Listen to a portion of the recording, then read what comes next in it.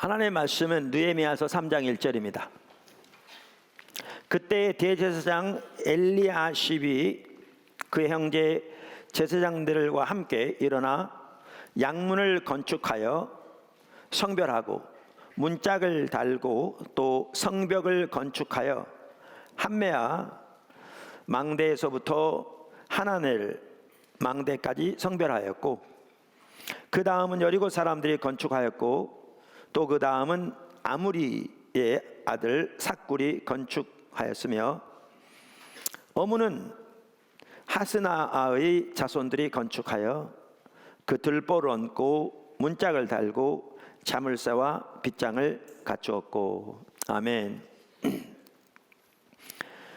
느헤미야 3장은 이제 예루살렘 성을 중건하는 일을 본격적으로 시작하는데, 어떻게 그 성을 건축하는 데 있어서 많은 사람들이 함께 연합해서 성을 건축하게 되었는가 하는 내용을 쭉 기록하고 있습니다. 마지막 절까지 다 읽으면 좋을 텐데 시간을 아끼기 위해서 그 중에 세 절을 읽었습니다. 집에서 여러분들이 주중에 느헤미야서를 이렇게 반복적으로라도 한 장씩이라도 읽으면 묵상하면 좋겠다라고 말씀드려서 아마 1분은 하고 계실 겁니다. 착한 분들입니다. 주일날 시간에 느헤미야서를 살펴보고 있습니다. 하나님께서 이 부분을 살펴보기 원하는 마음을 주셨고요. 근데 저는 다른 생각을 가지고 이렇게 살펴보기 시작했는데, 저의 생각과는 전혀 다르게 하나님은 이 시리즈를 살펴보면서 일의 신학을 포도나무 교회 가운데 좀 더 이렇게 구체적으로 세워가기 원하시는 것 같습니다. 그러니까 하나님께서 이렇게 포도나무 교회 세워지고 오늘에 이르도록 우리를 잘 무장시켜 오셨습니다. 십자가의 복음으로, 또 우리의 예배, 또 우리의 삶에서 어떻게 하나님의 행하심을 동참할 것인가 하나님을 경험하는 삶, 또 하나님의 뜻을 어떻게 분별하고 하나님의 인도하심을 어떻게 깨닫고 나갈 것인가, 개인적으로 교회적으로, 그것을 일반적으로 말하는 하나님의 음성 듣는 것, 또 우리의 관계뿐만 아니라 전도에 대한 부분, 관계 중심 전도, 또 영적 리더십, 더 나아가서 거기에 우리의 기도에 있어서 핵심은 이제 하나님의 뜻이 이루어지도록 기도하는 중보기도인데, 기도, 또 큐티를 통해서 어떻게 하나님과 교제하면 하나님의 뜻을 발견할 것인가 등, 그 외에도 성령 사역이라든가 이러한 부분들은 이렇게 하나님께서 너무나 놀랍게 우리 가운데 이렇게 우리들을 무장시켜 오신 부분이고요. 포도나무 교회 지체들이 그 한 부분 한 부분에서 무장되어져서 그대로 삶을 살아갈 때 너무나 놀라운 일들이 날 겁니다. 사실 제게 들린 이런저런 얘기들을 보면 오이코스라든가 성도들 삶 속에서 하나님 참으로 놀랍게 일하고 계신 부분들을 종종 듣습니다. 여기저기서. 그래서 기존에 있던 분들도 마찬가지고 나중에 온 분들도 이렇게 적극적으로 하나님의 길을 배워서 철저히 말씀에 토대해서 그 안에서 자라나고 또 그렇게 살아감으로 이렇게 놀랍게 무장되어지고 하나님 동행하는 삶이 되기를 축복합니다.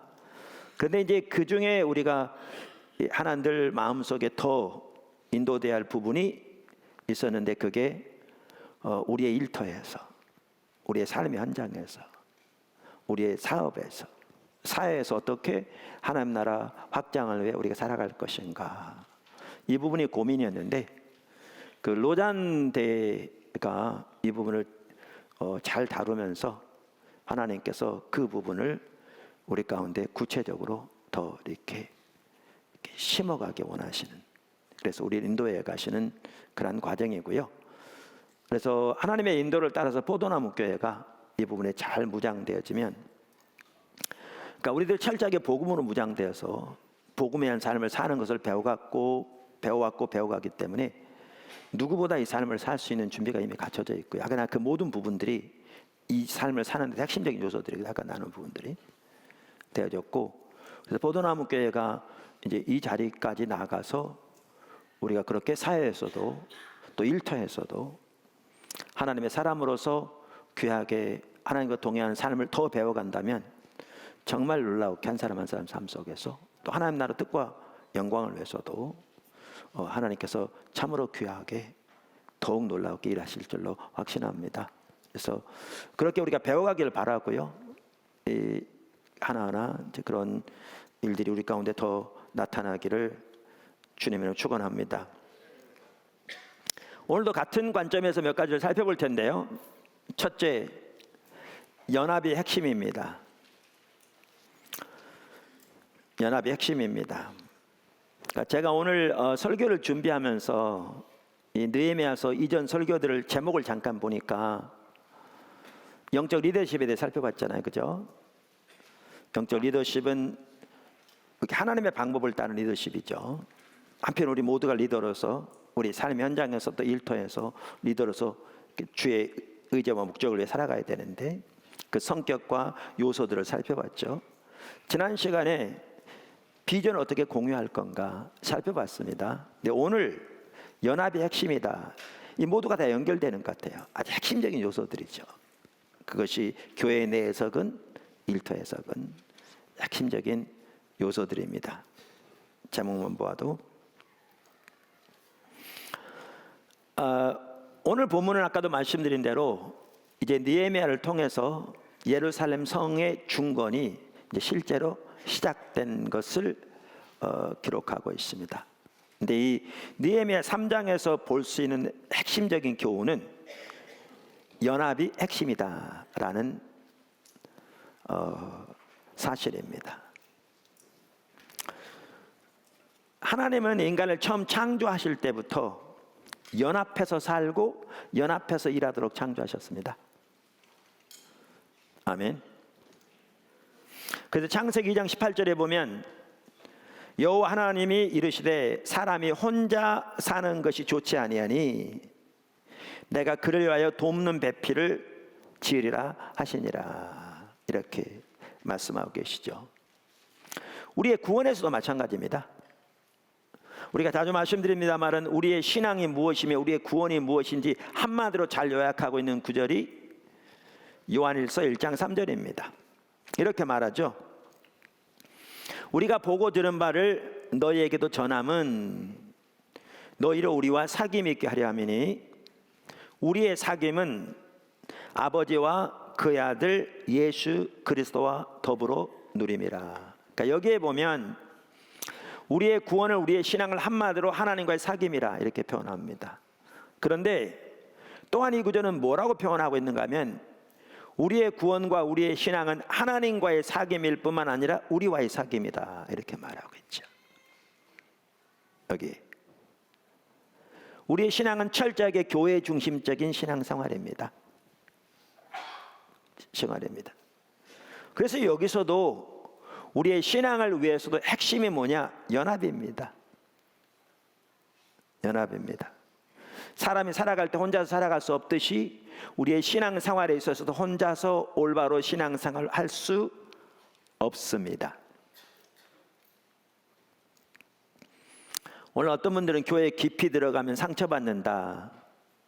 자기는 예수를 믿기 때문에 그래서 교회는 싫고 인터넷으로 예배를 드리거나 아니면 큰 교회에 주일이면 조용히 왔다가 그저 예배를 드리고 가는 이런 예를 가지고 있는 사람들이 덜어 있는데요. 절대로 올바른 신앙의 가치가 아니고 그런 신앙의 자세로 올바른 신앙생활 할 수 없습니다. 왜냐하면 홀로 설 수 없습니다.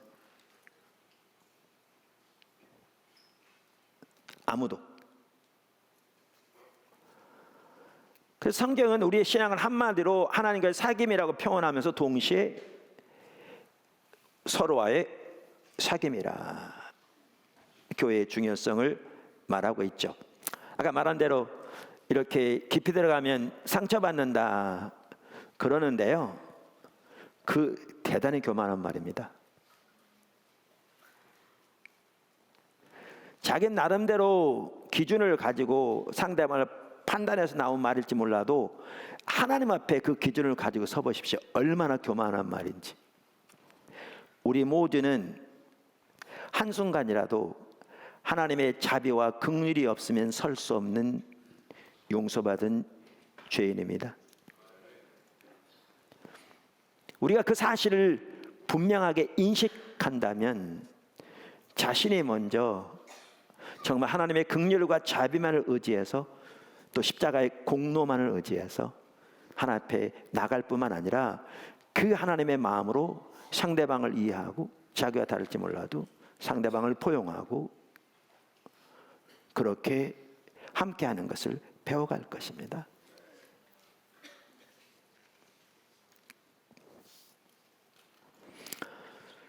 연합하는 것이 얼마나 중요한가라는 것은 성경이 하나님께서 교회를 그리스도의 몸에 비유한 것만 보아도 알 수 있습니다. 성경은 여러 곳에서 교회를 그리스도의 몸에 비유하고 있죠. 아시겠지만 교회는 건물을 말하는 게 아닙니다. 건물은 예배당이지 교회가 아닙니다. 성도들의 모임이 교회입니다. 우리가 여러 차례 살펴보았습니다. 그런데 교회를 그리스도의 몸에 비유하고 있습니다. 그런데 그래서 성도는 각 지체죠. 몸의 지체죠. 그러니까 제 몸 보면 여러 이 부분들이 있잖아요. 이걸 지체라고 그러는데 이 모든 지체들이 연결되어지고 머리로부터 지휘를 받아 연결되고 연합돼야 몸이 기능을 다하는 거죠. 그래야 건강하고 그래야 놀라운 일도 할 수 있고 또 살아있는 거죠. 교회가 정확하게 마찬가지입니다. 교회가 정확하게. 그래서 에베소 4장 15절부터 16절 이렇게 말합니다. 오직 사랑 안에서 참된 것을 하여 범사에 그에게까지 자랄지라. 그는 머리니 곧 그리스도라.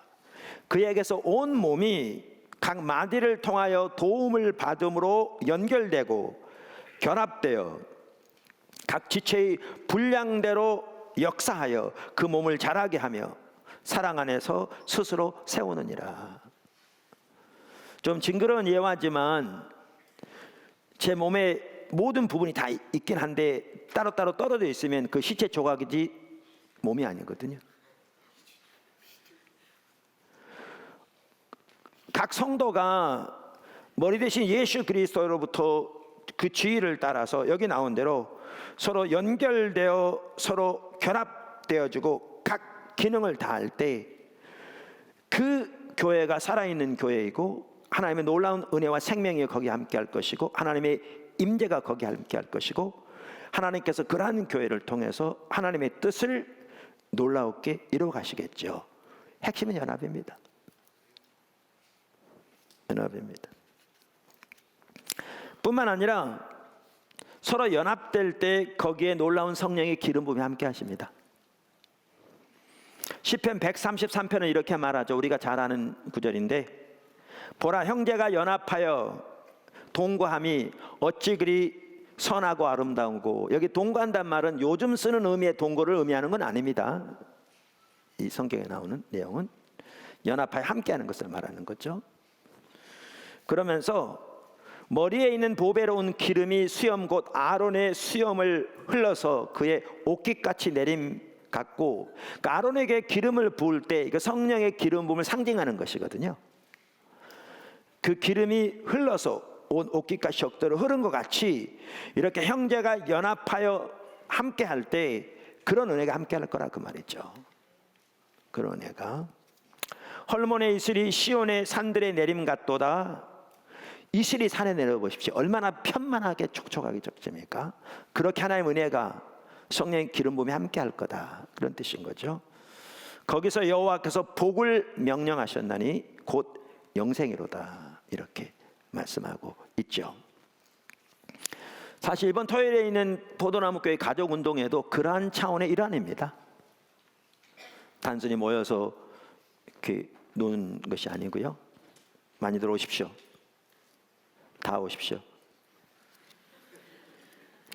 이렇게 연합이 중요한데 실제로 예를 들면 하나님께서 지금 이 시대에 우리의 다음 세대를 하나님께 돌이키려고 작정하고 계시잖아요.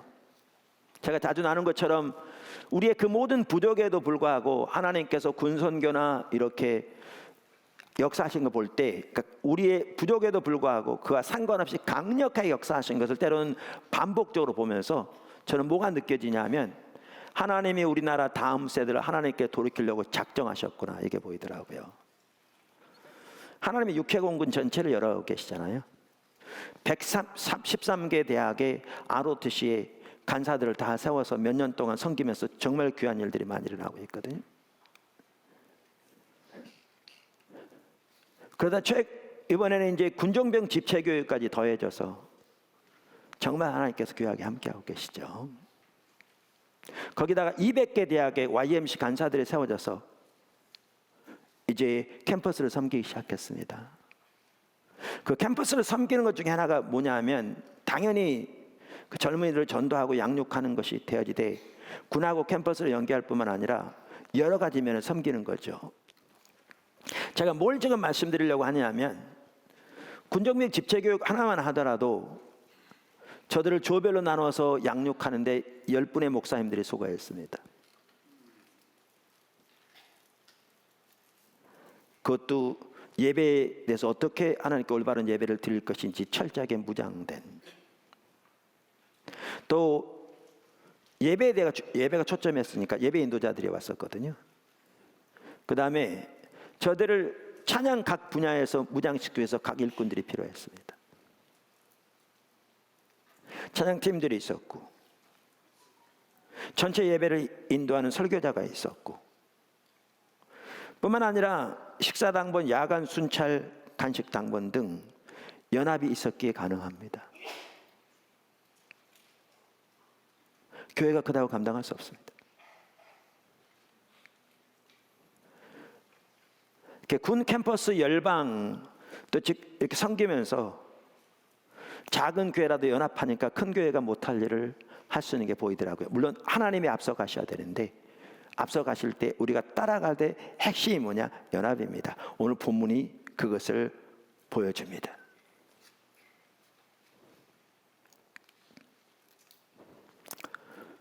이것은 교회 내 일뿐만 아니라 직장에서도 마찬가지입니다.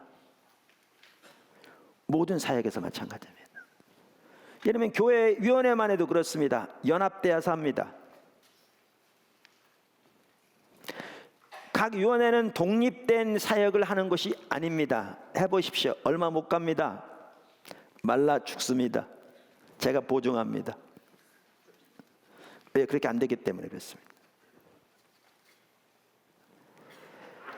그 모든 사역들을 자세하게 교회 전체가 할 수 없기 때문에 각 분야에서 전문적으로 하나님의 인도를 분별하고 하나님의 따라가는데 하나님의 길을 찾고, 그래서 자신들이 먼저 갈 뿐만 아니라 교회 전체를 그 하나님의 길로 인도해가는 선봉에 서는 사람들로 위원회들이 세워진 겁니다.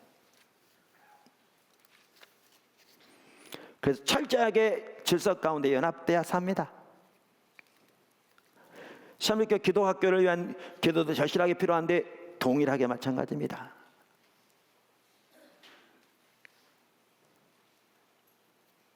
동일하게 마찬가지입니다.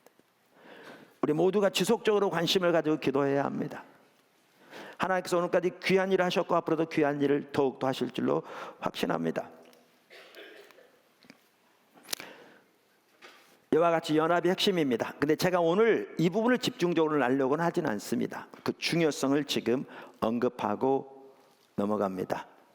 두 번째, 모두가 중요합니다. 연합과 관련된 핵심이 뭐냐면 모두가 소중하다는 것입니다. 성경에 보면요, 이렇게 특별히 역대기 같은 데 보면 어떤 왕들을 소개하면서 성경에 어떨 때는 한두 절로 써놨어요. 누구누구 살았다 죽었다. 어떤 왕의 평생을 기록하는데 뭐라고 써있냐면, 좀 쉽게 표현하면 누구누구 살았다 죽었다. 성경은 경제적인 책입니다. 수천 년 동안 있었던 하나님의 역사를 기록해 놓은 건데 자세히 기록하면 어떻게 이 책에 다 담겨지겠어요? 아주 경제적인 책입니다. 그러니까 아까도 말씀드린 어떤 왕은 그렇게 표현되어 있다니까요. 그런데 그렇게 경제적인 책에서 이 성곽을 예루살렘 성을 수축하는 데 있어서 어디서부터는 누가 지었고 어느 자손이 지었고 어떻게 지었고 너무나 자세하게 설명하고 있습니다. 어떻게 보면 좀 우리가 읽기에는 그냥 좀 지루할 만큼. 왜 그렇습니까? 지금 뭘 말하려고 하는 건데요? 하나하나가 소중하다. 모두가 소중하다. 모두가 필수적이다. 라는 것을 말하기 위해서입니다. 그래서 교회 해석은 일터 해석은 연합이 핵심인데, 이때 우리가 반드시 가져야 할 매우 중요한 가치관이 뭐냐 하면 모두가 소중하다는 것입니다. 성경은 그리스도의 몸으로 교회를 말하면서 이 부분을 매우 강조하고 있습니다. 은사에 대해서 다루면서도 성경은 특별히 어떻게까지 말하느냐면 연약하게 보여진 부분을 더 치장하지 않느냐. 여러분 몸에 여기 흉터가 있으면요, 여기다 돈 왕창 드릴걸요. 뭔 얘기냐면 화장품 사더라도 요거 가리는 일에 훨씬 많은 돈을 드릴걸요. 요거 안 보이게 잘 가리려고. 마찬가지로 성경은 뭐라고 말하냐면 오히려 연약한 지체에게 하나님께는 때로는 은사들을 강력하게 부으셔서 그를 더 보호하시는 이런 일도 하신다. 이런 식으로 표현되어 있죠.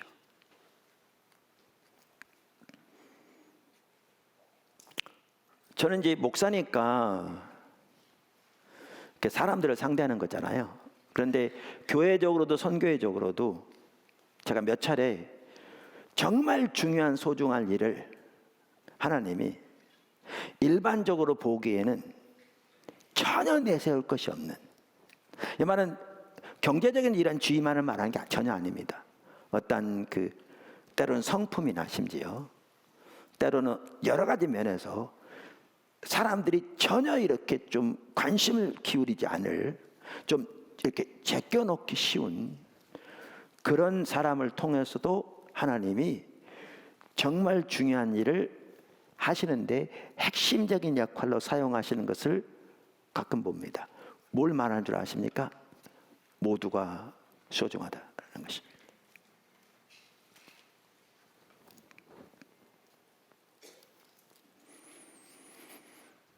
일대 사역에 있어서 마찬가지입니다. 그래서 루터도 이렇게 말했습니다. 하나님의 명령에 대한 반응으로 행해진 모든 옳은 일은 아무리 사소한 일이라 할지라도 가장 위대한 일의 모습을 가진 어떠한 일과도 도덕적으로 같은 수준이다.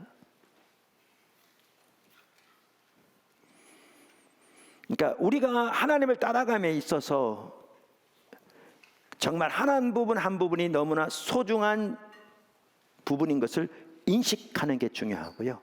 더 나아가 우리는 모두가 소중하다는 인식을 반드시 가져야 교회에서건 일터에서건 진정한 연합이 가능합니다. 그 가치를 반드시 갖게 되기를 주님의 이름으로 축원합니다. 세 번째, 오늘 이 부분을 이제 집중적으로 좀 살펴보려고 합니다. 케이프타운 서약입니다. 세 번째, 케이프타운 서약. 여러분 오늘 본문 보십니까? 오늘 본문에서는요, 벽돌을 쌓는 게 하나님의 일이었습니다. 무슨 말 이해하세요? 우리는 일반적으로 하나님의 일을 하면 전도하는 것, 교회에서 봉사하는 것, 주일학교를 섬기는 것, 이런 부분들을 하나님의 일이라고 생각합니다. 당연히 하나님의 일입니다. 근데 하나님의 일은 그런 일만이 아닙니다. 오늘 본문에 나오는 하나님의 일은 벽돌을 쌓는 것이고요, 문틀을 만드는 것이었고요, 문고리를 만드는 것이었고요, 그래서 그 문고리에 맞춰서 벽돌을 쌓고 성을 쌓는 일이었습니다. 도시를 안전하게 보호하도록 성벽을 쌓는 것, 하나님의 일이었습니다. 여기 오늘 본문이. 도시가 안정되게 산업이 유지되도록 하는 것, 하나님의 일이었습니다. 우리가 영적 리더십에서 살펴보았듯이 요셉 시대에는 곡물 창고를 만드는 거 하나님의 일이었습니다. 배급 제도를 잘 만들어서 애굽뿐만 아니라 근동의 사람들을 살리는 것 하나님의 일이었습니다. 하나님의 일이었습니다. 그래서 우리는 하나님의 일을 교회 안의 일로만 제한해서는 전혀 성경이 말하는 바를 이해하지 못합니다. 여기에 일터사역이 나오는 거죠.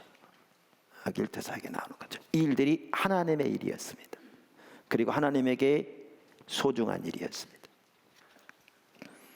그래서 말씀드린 대로 우리가 일터사역에 있어서 하나님을 더 배우고 하나님의 길을 배우고 따라가야 되는데, 오늘은 이 부분에서 전체적인 모습을 좀 배웠으면 좋겠다. 제가 일에 관한 전반적인 부분을 살펴볼 겁니다, 앞으로. 네, 오늘 그 부분을 살펴보면 좋겠다. 그래서 제가 가져온 게 뭐냐 하면 케이프타운 서약에 나온 진리와 일에 대한 부분입니다. 로잔 대회가 제3차 로잔 대회가 2010년 케이프타운에서 열렸습니다. 그때 이 일에 대한 이 부분이 집중적으로 이렇게 더 드러나기 시작했습니다. 그래서 로잔에서 제4차 로잔 대회가 2024년이 50주년, 로잔 50주년으로서 한국에서 이렇게 하려고 하는 그 시도가 있습니다. 확정된지는 모르겠습니다. 근데 2010년에 있었던 케이프타운 로잔 대회에서 이 부분이 집중적으로 더 부각되는 일 중에 하나였는데, 그래서 끝나고 나서 이제 그 로잔 언약을 발표하는 중에 입으로 세상을 섬기는, 그러니까 우리가 섬기는 세상을 위하여 케이프타운 행동 요령이다, 요청이다 이렇게 말하면서 하나하나 다뤄가면서 그 첫 번째가 뭐였냐면, 다원적이고 세계화된 세상 속에서 그리스도의 진리 증거하기, 어떻게 그리스도의 진리를 증거할 것인가, 이러면서 쭉 나열하는 중에 세 번째가 뭐에 대한 거였냐면 진리와 일터라는 부분이었습니다. 그 다음에 진리와 미디어 관계, 진리와 이렇게 공적 사역, 공무원이라는 부분, 이런 부분 쭉 나오는데, 또 진리와 예술 이런 부분 쭉 나오는데, 그 아까 말한 대로 이 부분을 다루던 세 번째 부분이 뭐였냐면 진리와 일터라는 부분입니다. 자, 그거를 여러분에게 다 복사해가지고 주보에 넣으라고 그랬습니다. 이렇게. 왜냐하면 제가 여기서 쭉 그냥 읽어드리면 이런 내용은 매우 함축된 내용들이거든요. 학자들이 여러 사람이 이렇게 총체적으로 의견을 나누고 함축해 놓은 거죠. 그러니까 그 속 하나하나에 포함된 내용들이 많거든요. 그래서 그냥 들어서는 어려울 것 같아서 모두 전체를 이야기, 여러분에게 이렇게 다 나눠드렸습니다. 왜냐하면 지금 설교를 들을 뿐만 아니라 가지고 가셔서 두고두고 이렇게 보시면 일터 사역과 관련한 전체적인 그림을 어느 정도 보는데 도움이 되기 때문에 여러분들에게 그렇게 하도록 했습니다. 그래서 이 큰 세 번째는 제가 뭘 하려고 하느냐 하면 이 부분을 하나하나 읽으면서 설명하려고 합니다. 하나하나 읽으면서 설명하려고 합니다.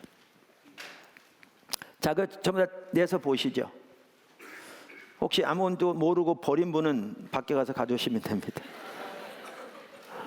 그런 분 안 계시겠지만, 포도나무께 지체들은 다 배우려고 하기 때문에 방문한 분이 혹시 있을까, 그런 분이 없을 겁니다. 자, 진리와 일터. 성경은 인간의 노동에 관한 하나님의 진리를 창조 안에 나타난 하나님의 선하신 목적의 일부로 우리에게 제시한다. 그러니까 우리가 많은 사람들이 일은 인간이 타락한 후에 그 타락의 저주의 결과로 우리에게 주어진 것이라고 잘못 생각합니다. 앞으로 좀 더 구체적으로 살펴보겠지만, 그러나 하나님은 인간을 창조하실 때부터 일을 왜 창조하셨습니다. 거기 보시면, 그러니까 예를 들면 동산을 가꾸도록 하신 예를 들면 하나님의 지속적인 창조에 동참하라고 하신 거죠. 인간의 타락을 통해서 일의 저주가 들어온 겁니다. 엉겅퀴가 나고 이 그 억압적인 노동 환경이 나오게 되고 하는 등. 그러나 일 자체가 하나님의 저주는 아닙니다. 하늘나라 가서도 일이 있을 겁니다. 자, 그런데 이 일의 신학에 대해서 가장 잘 보여주는 구절이 어디냐면 창세기 1장, 2장, 3장입니다. 이 부분. 제가 아까 말씀드렸는데 일의 신학 성경 주석 말씀드렸잖아요. 1권이 이제 그 모세 오경과 역사서를 다루고 있는데 1권에 나오는 첫 번째 아까 말씀드린 이 1장이 이 부분을 아주 잘 다루고 있습니다. 정말 잘 다루고 있습니다. 그래서 나중에 또 기회 되는 데 살펴볼 겁니다. 그래서 성경은 인간 노동에 관한 하나님의 진리를 창조 안에 나타난 하나님의 선하신 목적의 일부로 우리에게 제시한다. 성경은 우리가 여러 소명들을 통해 하나님을 섬기듯이 우리의 노동 전체를 하나님을 섬기는 노동의 삶으로 제시한다. 무슨 말이냐면 우리의 일이 하나님을 섬기는 하나님의 소명이라는 겁니다. 우리는 소명하면 일반적으로 목사가 되도록 소명을 받고 선교사가 되도록 소명을 받는 것만 생각합니다. 당연히 목사나 선교사 되기 위해 소명을 받아야 합니다. 성경의 관점에서 보면 그 부분만이 소명이 아니라 우리의 일 자체가 하나님을 섬기도록 우리를 부르신 하나님의 부르심이라는 겁니다. 소명이라는 겁니다. 이 내용은 그 내용입니다. 물론 여기에 일은 예를 들면 도둑질하는 일이라든가 포르노 사업이라든가 이러한 일들은 여기서 말하는 것은 제외되는 것이죠. 제외되는 것이죠. 사실 일이 하나님의 소명인 것을 가장 먼저 말했던 사람이 종교개혁자였던 마틴 루터였습니다. 마틴 루터였습니다. 칼빈도 마찬가지였고요. 심지어 그래서 루터는 그의 주군이었던 프레드릭 영주,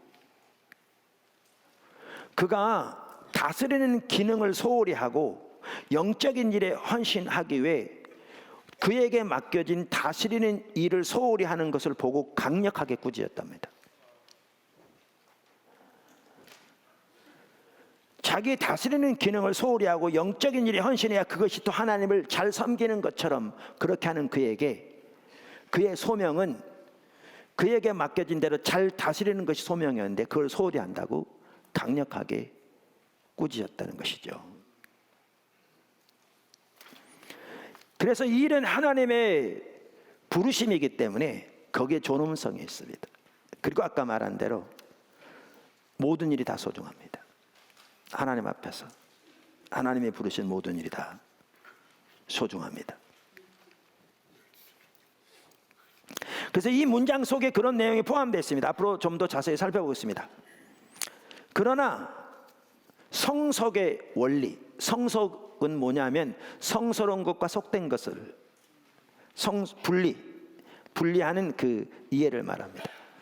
성속의 분리라는 허위가 교회의 사고와 행동에 스며들어 왔다. 이러한 이분법은 종교적 활동은 하나님께 속해 있고 세상적 활동은 하나님께 속해 있지 않다고 우리에게 말한다. 이 성스러운 것과 속된 것을 지금 줄여서 성속이라고 그러는데, 성속의 분리는 지금 말씀드린 대로 교회 안에서 이루어진 이 일들은 성스러운 것이고 세상에서 하는 활동들, 예를 들면 직업 같은 활동들은 하나님께 속하지 않은 것이라는 인식, 이러한 인식을 성속의 분리라 이렇게 표현하는 것입니다. 근데 그것이 잘못된 것인데 그것이 교회의 사고와 행동에 스며들어 왔다, 그 말입니다. 오늘날 많은 성도들이 그런 잘못된 이해를 가지고 있습니다. 그러면서 이렇게 말하죠. 많은 그리스도인들이 영적으로 가치가 없다고 생각하는 일, 소위 세속적인 일, 세상에 사는 일이죠. 일을 하며 대부분의 시간을 보낸다. 여러분 이거 아세요? 우리들이 제일 많은 시간을 보내는 곳이 어딘지 아십니까? 일터입니다. 평생 동안 제일 많은 시간을 보내는 것이 일터입니다. 주부로 가사 일도 일터죠. 물론 정기적인 일을 가지고 있지 않은 분도 있습니다만, 그래서 어떤 분은 이렇게까지 얘기합니다. 하나님의 백성들이 제일 많은 시간을 보내는 일터에 관한 하나님의 관심이 없다면 그건 잘못된 거다. 그리고 하나님의 사람들이 제일 많은 시간을 보내는 일터에서 하나님의 사람으로서의 그 제자의 삶을 살지 못한다면 그건 잘못된 것이죠. 그래서 여기에 일터 사역에 대한 올바른 이해가 절실하게 필요한 부분이 있습니다. 어떤 분은 그 시간을 계산해 놨던데 사람마다 이렇게 다르긴 하지만, 자, 대부분의 시간을 보낸다. 그러나 하나님은 삶의 모든 것을 주관하시는 하나님이시다. 삶의 모든 영역의 주인인 거죠. 그래서 바울은 세속적 일터에서 일하는 종들에게 무슨 일을 하든지 마음을 다하여 죽게 하듯 하고 사람에게 하듯 하지 말라고 가르쳤다. 여기 주 58이라고 써 있는 것은 각 주를 말하는데, 그게 어디 나오는 거냐면 그게 골로새서 3장에 나오는 말씀입니다. 23절. 자, 골로새서 3장 22절부터 한번 보시죠. 그 말의 의미를 이해하려면 성경을 한번 보시죠.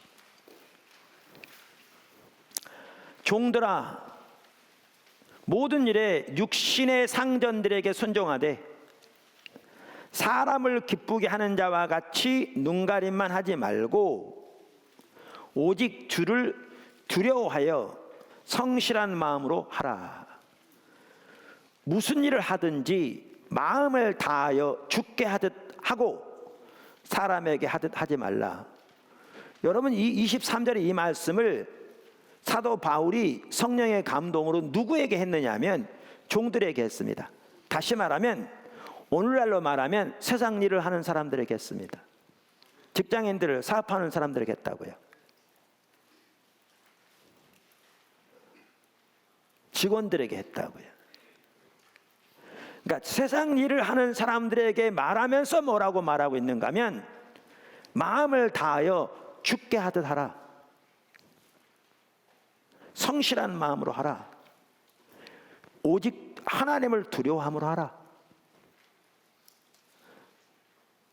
그러면서 24절에 보면 뭐라고 그러냐면 이는 기업의 상을 주께 받을 줄 아나니 너희는 주 그리스도를 섬기느니라. 여기 명확하게 나오는 게 뭐냐면 세상에서 일이 누구를 섬기는 일이라는 거예요. 주님을 섬기는 일이라는 거예요. 오늘 본문에 나오는 벽돌을 쌓는 일이 하나님의 일이었듯이 그 성문에 쓰일 자물쇠를 튼튼히 만드는 것이 하나님의 일이었듯이 성이 견고히 버텨서 그 도시가 안전하게 보호되도록, 그래서 그 안에서의 하나님 백성들의 삶이 안전하게 지켜지도록, 그리고 자유롭게 경제활동이 되어지도록 성벽을 튼튼히 쌓는 일이 하나님의 일이었듯이 여기에 보면 세상에서의 일이 주를 섬기는 것이라고 말합니다. 여기에 일터 사역이 있습니다. 심지어 뭐라고 말하고 있는가 하면 이 세상의 일로 하나님 앞에서 계산될 거라 이렇게 말합니다. 성경에 보면 우리가 이 세상에 사는 것으로 하나님 앞에 섰을 때에 선악간에 심판을 받을 거라고 그랬잖아요. 근데 여기 24절에 보면 이는 기업의 상을 주께 받을 줄 아나니 이렇게 말함으로써 직장에서 하는 그 일로 인해서 하나님 앞에서 계산받을 거라 이렇게 말합니다. 왜? 그 일이 주께 하는 것이기 때문에. 성경.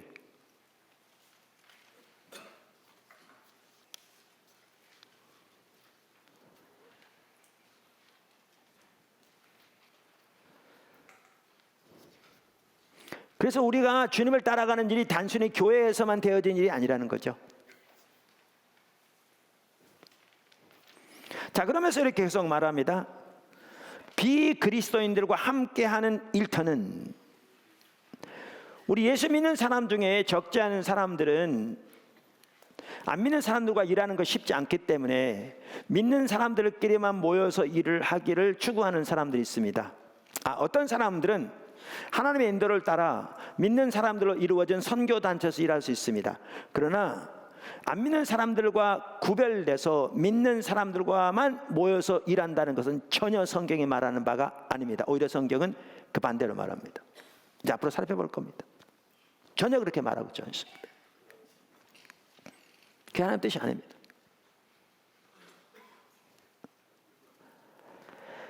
그래서 우리는 안 믿는 사람들과 비그리스도인들과 함께 일하게 되는데, 그 일터는 중요한 장소라는 거죠. 뭐를 위한 중요한 장소라는 거예요?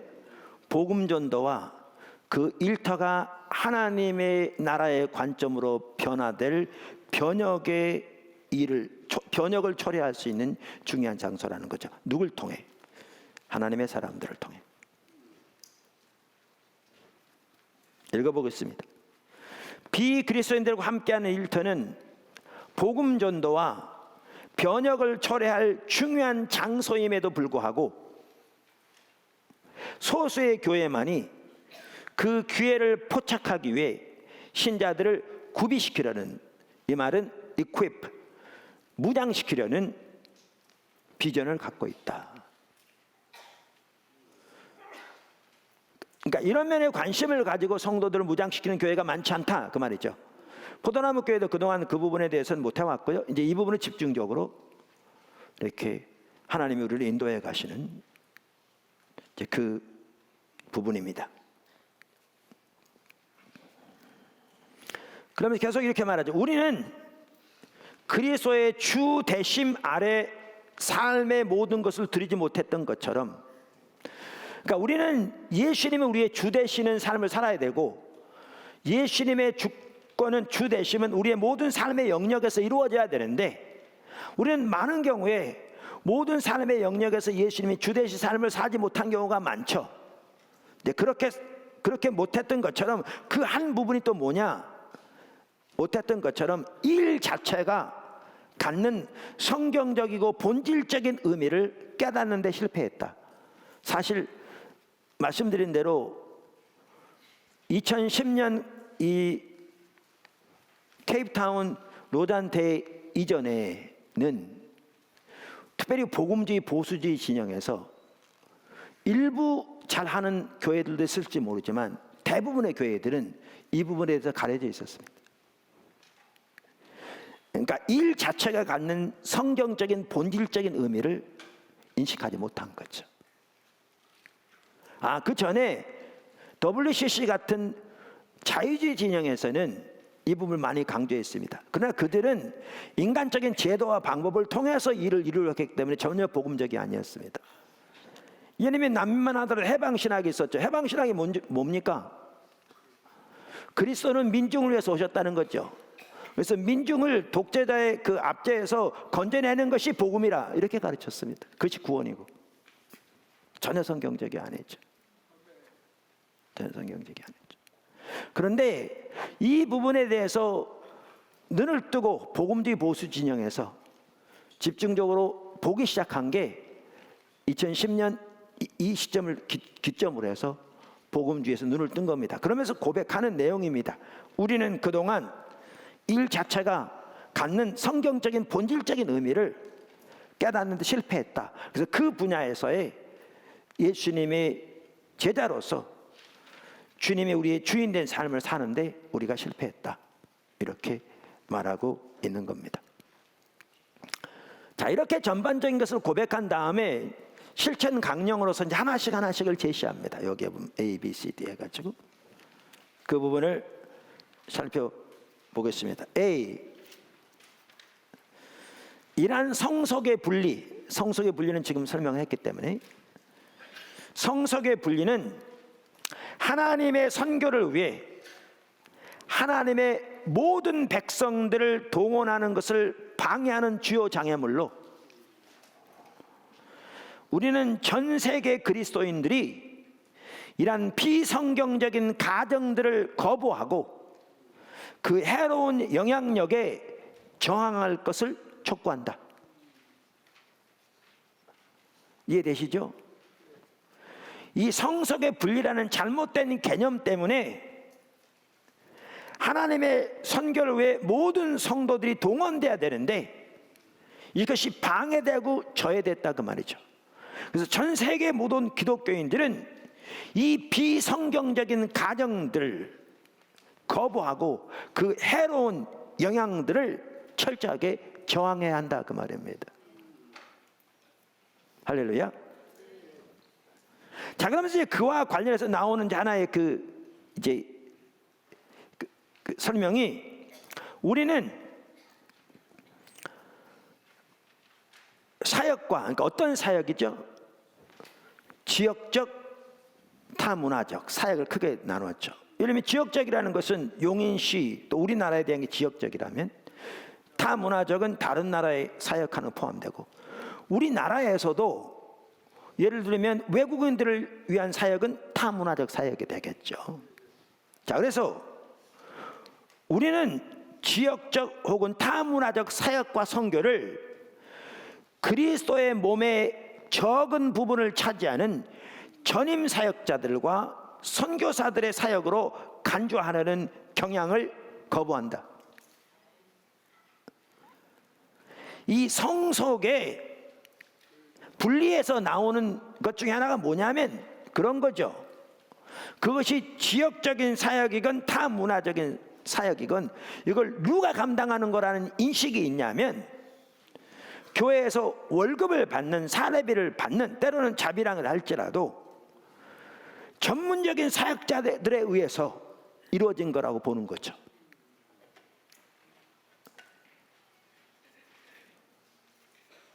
그러니까 하나님 나라의 사역이 교회에서 월급 받는 일부 사람들에 의해서 되어진 것처럼, 그런 나머지 성도들은 뭐냐? 세상은 돈 벌어서 헌금해서 그들 먹여 살리면 되는, 이게 전혀 성경적이 아닌 잘못된 가치관인 거죠. 이것을 거부한다는 거죠. 거부해야 한다. 선교는 누가 하는 건데요? 전 그리스도인들이 하는 건데, 모든 그리스도인들이. 할렐루야. 자, 두 번째 내용은 이런 내용입니다. 우리는 모든 신자들이, 여기에 중요한 말은 모든이라는 단어입니다. 그러니까 모든 신자들이 일상사역과 선교를 하나님이 불러 세우신 모든 일터로 받아들이며 이를 확증하도록 촉구한다. 자, 여기 보시면 모든 신자들은 하나님이 부르신 소명을, 하나님 소명을 어디로 보는 겁니까? 모든 일터로 보는 거죠. 모든 일터가 하나님이 각 성도를 부르신 소명의 자리라는 거죠. 무엇을 위해서? 일상 사역과 선교를 위해서.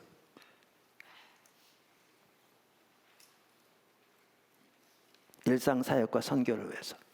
그 자리가 어떤 자리냐? 하나님의 부르심의 자리라는 거죠. 뭐가? 일터가. 누구에게? 모든 성도에게. 모든 성도에게. 이해하십니까? 이렇게 이해한다면 우리는 일체로 완전히 다른 관점에서 이해합니다. 그러면서 이렇게 말합니다. 우리는 목회자들과 교회 지도자들이 성도들의 삶의 모든 영역에서 봉사를 위해, 사역을 위해 그들을 구비시키며 그들을 무장시키며 그러한 사역에서 사람들을 도울 것을 요청한다. 그러면 사역이, 그들의 사역이 어떤 사역이냐? 공동체와 일터에서의 사역이라. 이 말은 무슨 말이냐? 이 말입니다. 이 배후에는 어떤 배경이 깔려 있냐면요, 에베소서 4장 11절부터의 배경이 깔려 있습니다. 그러니까 조그만 성경을 아는 분들은 이 내용을 잘 압니다. 거기에 보면 하나님께서 일꾼들을 세우시는데 어떤 목적으로 세우셨는가, 그게 잘 나와 있습니다. 뭐 일부에서 오중사역이라고 하기도 하고 그러는데, 한번 보시죠. 에베소 4장 11절에서 13절.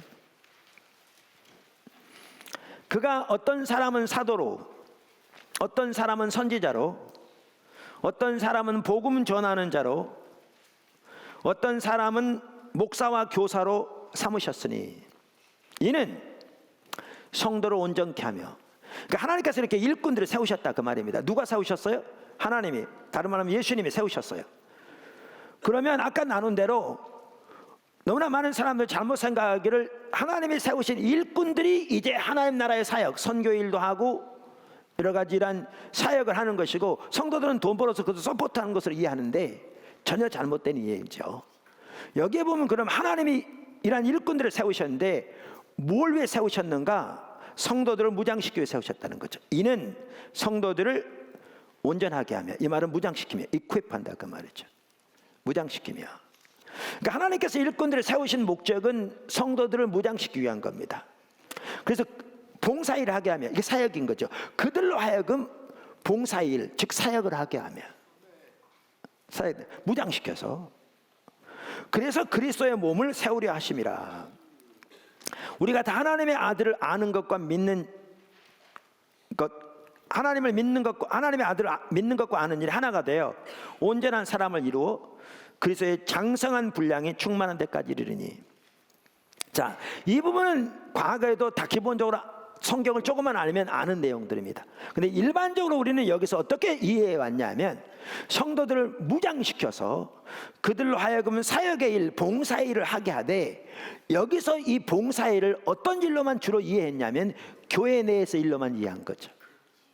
이 무장을 주일학교 교사로 섬기는데, 찬양팀으로 섬기는데, 오이코스 리더로 섬기는데, 이웃을 전도하는데, 이렇게만 이해한 거죠. 근데 여기에 무장시켜야 할 범위를 광범위하게 더 보게 된 게 뭐냐면, 다시 거기를 보시면 이런 내용입니다. 여기 보면 이런 내용입니다. 그러니까 모든 신자들이 일상 사역과 선교를 위해서 하나님이 불러 세우신 그 모든 일터를 그 선교지로 받아들이는 거죠. 소명의 자리로. 자, 그렇게 되면 교회 목회자들과 교회 지도자들은 이제 그 성도들을 사역을 위해, 봉사의 일을 위해 그들을 무장시키며, 구별시키나 무장시킨단 말이에요. 무장시키며 그들을 돕되 어떤 영역에서 그들을 도와야 되는가?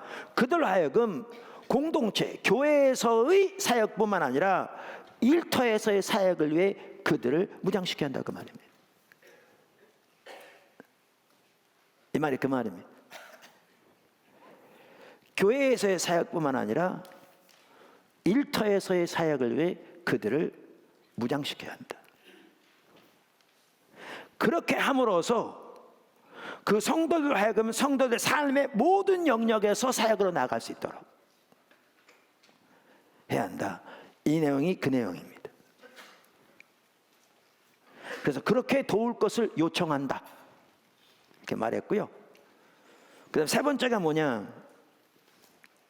세 번째가, 우리는 삶 전체의 제자도 안에서 하나님의 모든 백성들을 집중적으로 훈련시키도록 노력한다.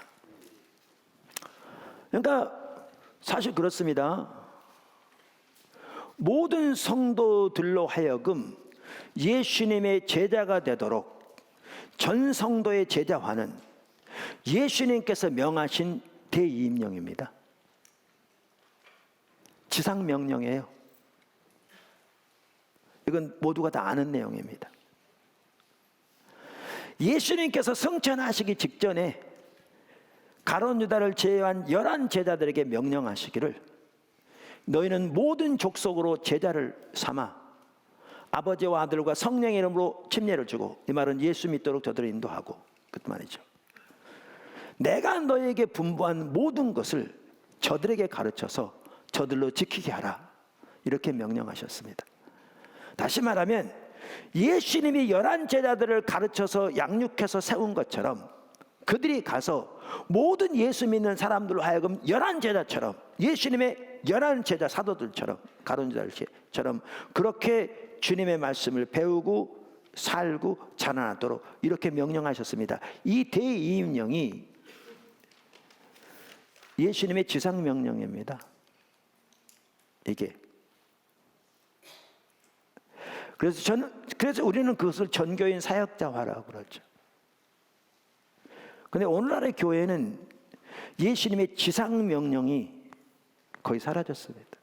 왜냐하면 한 사람에 더 사람들을 많이 끌어모으려는 숫자적인 성장에 초점이 있는 나머지 하나님의 백성들을 예수님의 명령하신 대로 제자로 삼는데 거의 관심조차 없어져 버렸습니다. 그러니까 설교만 하더라도 너무나 피상적이고 그저 사람들의 감정에 호소하는 그런 경우가 너무나 많습니다. 예수님의 지상명령, The Great Commission, 교회 안에서 사라져버렸죠. 근데 이 지금 로잔 이 언약이 말하는 것처럼, 그러니까 서약이 말한 것처럼 우리는 삶 전체의 제자도 안에서 하나님의 모든 백성들을 집중적으로 훈련시키도록 노력한다. 이게 예수님의 지상명령이에요. 그런데 누구를? 모든 성도들을 그렇게 훈련시켜야 한다는 거예요. 근데 모든 성도들을 그렇게 훈련시키되 어느 영역에서? 삶의 전체 영역에서. 이게 예수님의 지상명령입니다. 이게 포도나무 교회가 추구하는 바입니다. 근데 이것은 포도나무 교회 추구한 게 아니라 성령이 명령하는 바입니다. 성경이 명령하는 바입니다. 예수님이 명령하신 내용이에요. 자, 그런데 이제 그러면 그게 뭐가 포함되는가? 당연히 일터가 포함되죠. 그래서 이렇게 말합니다. 이것은 일상적인 생활과 일터에서 선교적 효율성을 추구하며 성경적 세계관으로 살아가고 생각하고 일하고 말하는 것을 의미한다. 정말 잘 표현했어요. 학자들이 이렇게 함축해서 말했기 때문에요. 여러 사람이. 다시 읽어볼게요. 이게 뭘 의미하느냐? 이것은 일상적인 생활과 일터에서, 교회에서뿐 아니라 당연히 교회를 포함하죠. 일상적인 생활 안에. 일상적인 생활과 일터에서 선교적 효율성을 추구하며 성경적 세계관으로 살아가고 생각하고 일하고 말하는 것을 의미한다. 이렇게 하도록 무장시켜야 한다는 거죠. 그러면서 이렇게 말합니다. 다양한 기술과 무역과 사업이라는 전문 분야를 통해 그리스도인들은 전통적인 교회 개척자들과 복음 전도자들이 갈 수 없는 곳으로 갈 수 있다. 할렐루야. 이게 조금이나 나오는데 이게 비즈니스 애즈 미션이라는 영역으로 확대되기 시작한 겁니다. 다양한 기술과 무역과 사업이라는 전문 분야를 통해 그리스도인들은 전통적인 교회 개척자들과 복음 전도자들이 갈 수 없는 곳으로 갈 수 있다. 전문인 사역자들은 말합니다. 이러한 텐트 메이커들과 비즈니스 종사자들의 일터 사역은 지역 교회의 한 영역으로서 그 가치를 인정받아야 한다. 이게 아까 말씀드린 비즈니스 애즈 미션의 한 부분입니다. 그러니까 일터 사역의 한 영역으로서 비즈니스 애즈 미션인데요. 비즈니스 애즈 미션은 비즈니스를 미션으로 하는 겁니다. 그뿐만 아니라 지금 말한 것처럼 이렇게 비즈니스를 통해서, 때로는 무역을 통해서, 전문적인 기술을 통해서 전통적인 복음 사역이 가능하지 않는 곳에 가기도 하는 중요한 요소입니다. 로잔에서 이 부분이 2010년도에 이렇게 선포되면서 비즈니스 애즈 미션만 하더라도요, 지금 점점 더 세계적으로 주목을 받게 되었고, 얘기가 되게 되었고, 연구가 되게 되었고, 그러면서 지난번에 말씀드린 대로 내년 4월에 비즈니스 애즈 미션 컨그레스라고 제일 큰 대회가 1회 대회가 로잔 주최로 태국에서 열립니다. 그래서 다녀오려고 그러는데 아까 우리 시라빈 선교회 회장님이 언제 어디서 열리냐고 그래서 제가 그 사이트 주소해서 접수할 수 있도록 해줬습니다. 우리 시라빈 선교팀에도 가려고 합니다. 왜냐하면 하나님께서 지금 이 부분을 포도나무 교회에 하고 계시거든요. 나눈 것처럼. 철저하게 교회가 십자가의 복음에 세워질 때 이사야 하반부에 보면 십자가의 복음에 주어진 신약의 교회에 대한 유업이 나옵니다. 그 유업 하나하나를 우리 가운데 하나님께서 이렇게 주고 일하고 계신 걸 볼 수 있고요. 그래서 컨퍼런스만 하더라도 그렇게 하나하나 그 주제를 따라 하고 있습니다. 그 중에 하나가 뭐냐면 부의 회복인 건데, 그러면서 사실 몇 년 전에 하나님께서 그 영역에 대해서도 많은 성도들 삶 속에 일하고 계신 걸 보면서 뭐야 지금 하나님께서 일하고 계시잖아, 이게 제 눈에 보여서 시러빈 선교가 생겼고, 그 시러빈 선교의 한 영역이 뭐냐면 이 비즈니스 애즈 미션입니다. 우리 시러빈 선교 팀들도 잘 알고 있기를 바라고요. 단순히 모여서 대화하는 것이 아니라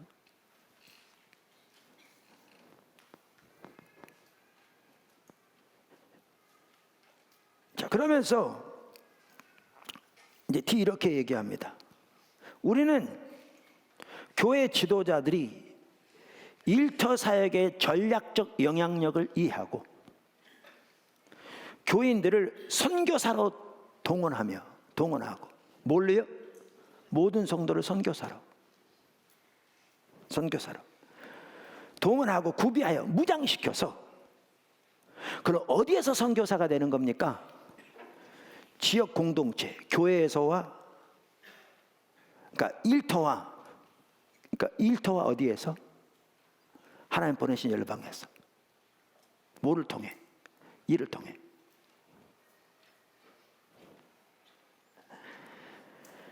교회 지도자들이 일터 사역의 전략적 영향력을 이해하고 교인들을 선교사로 동원하고 구비하여 무장하여 지역 공동체의 일터와 전통적으로 복음 증거를 거부하는 국가들에 파송할 것을 촉구한다.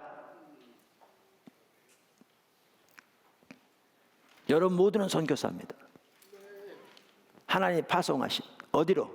가장 먼저 일터로, 그 다음에 일부는 하나님의 인도를 따라 전통적으로 복음을 거부하는 나라로 선교사로 가는 거죠.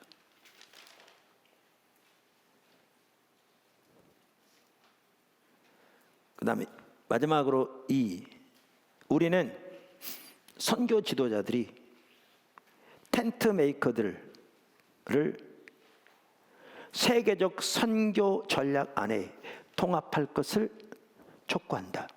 이 부분이 뭐냐면 선교 사역에서의 비즈니스 애즈 미션입니다. 제가 언젠가 나눴는데 미 남침례 교단하면 미국에서 개신교 교단 중에 제일 큰 교단이거든요. 아주 복음적이고, 제가 그 교단 신학교에서 신학을 했고 대학원을 했고 그 교단에서 안수받았습니다. 우리 한국에 기독교 한국 침례하고 자매교단처럼 이렇게 돼 있습니다. 그래서 가장 큰 복음주의 교단으로서 미국에서는 세계에 나가 있는 선교사만 하더라도 4,500명, 지금 좀 줄긴 했는데 됩니다. 미 남침례 교단은 사례비뿐만 아니라 모든 사역비까지 다 교단에 다 나옵니다. 따로 개인이 모금하는 게 전혀 없습니다. 그러니까 1년의 예산이 어마어마하죠. 그런 교단인데도요, 몇 년 전부터 선교 전략의 핵심을 뭘로 바꾼 줄 아십니까? 비즈니스 애즈 미션을 바꿨습니다. 세계 6대 거점 도시를 찾아서 그 중에 하나가 베이징이고요. 이 부분을 본격적으로 더 실행하기 시작합니다. 그게 지금 이 요예기입니다. 이 2010년 케이프타운에 있었던 이 선언문의 요예기입니다. 마지막 부분. 우리는 선교 지도자들이 텐트 메이커들을 세계적 선교 전략 안에 통합할 것을 촉구한다. 이 얘기입니다. 하나님께서 이렇게 우리 교회를 인도해 가시면서 이 부분을 더 집중적으로 우리가 예수님의 제자로서 이 삶을 살려면 철저하게 복음의 삶을 살아야 합니다. 십자가 복음의 삶을 살아야 합니다. 인간적 노력이 되지 않습니다. 많은 방해도 있을 것이고 우리가 배운 그 하나하나의 요소들이 실제로 삶이 될 때 열매가 나타날 수 있습니다. 그래서 이러한 일터 사역으로 우리 모두를 초대하고 계실 뿐만 아니라 아까 나눈 것처럼 이제 또한 비즈니스 애즈 미션을 통해서도 하나님께서 아프리카 프로젝트뿐만 아니라 기회되는 대로 남미 프로젝트, 동남아시아 프로젝트를 내려주기 시작할 텐데요.